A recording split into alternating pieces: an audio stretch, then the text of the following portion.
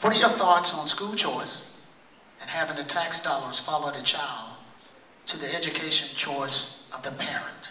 Beginning with Mr. Collins. The wonderful thing that I get to do sometimes consulting is I go from state to state, like the state of Colorado, and evaluate public school systems. I also evaluated the Prince George school system in Washington, D.C. A wonderful school system built in, I think some of the contractors may owe Jesus money still. Old buildings, old facilities. But the thing I learned there that President Obama killed was school choice worked.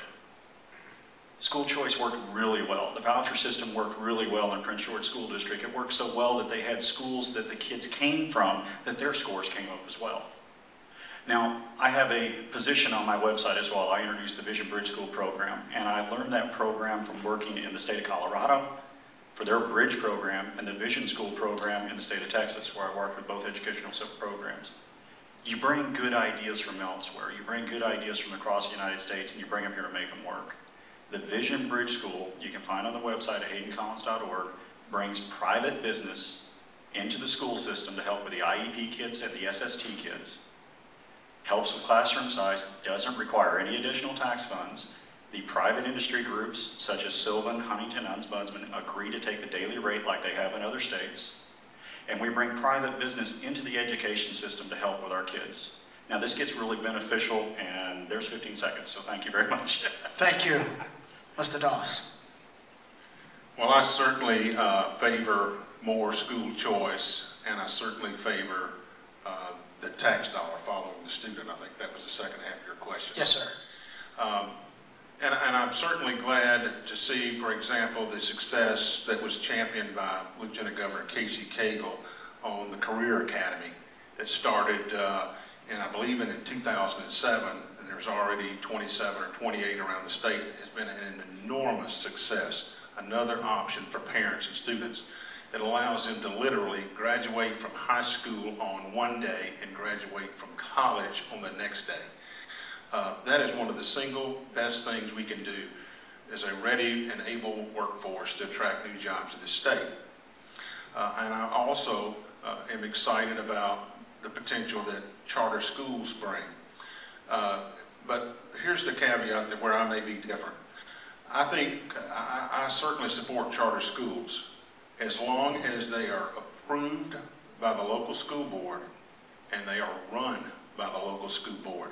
I have real problems with the this idea to create a board in Atlanta of non-elected officials that can override a local school board decision. And a lot of this conversation is being driven by out-of-state for-profit companies that want to come in and run school systems. Charter schools are a great thing as long as you can retain local control and local operation. Thank you. Mr. Huston. I'm a big proponent of school choice. I've seen it in my own children. I've got my daughter out here that will be starting her doctorate at Georgia State. She's been homeschooled. She's been in St. Mary's, a school there in Rome, and private schools. I've got a son that's done several different schools. We look for the best opportunity for our children, and we need those choices there. I've got a daughter in the 8th grade at the Rome Public School System right now, which is doing a great job. We've got to protect all those choices. We've got to protect our public schools and their funding, but we also have to allow choices for other schools.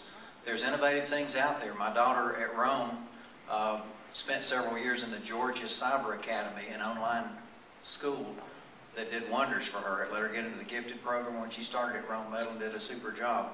We need those choices there. We need the competition. We need to protect our schools. I do have to say, though, I'm hearing a different answer from David Doss than the NEA answers. The liberal Obama group that endorsed him and Obama and Roy Barnes.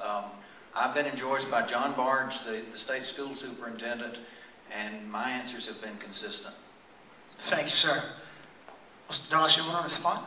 30 seconds, sir. I don't know how everybody that doesn't endorse Chuck is somehow a liberal Obama lover. The GAE is 42,000 educators across this state.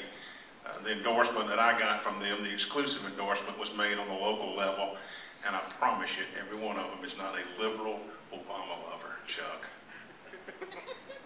You get to respond, sir. 30 seconds. I do just want to point out that they always endorse the Democrat in national elections and the governor, and they have a history of that. There's good teachers out there, there's good teacher organizations. They are a liberal organization.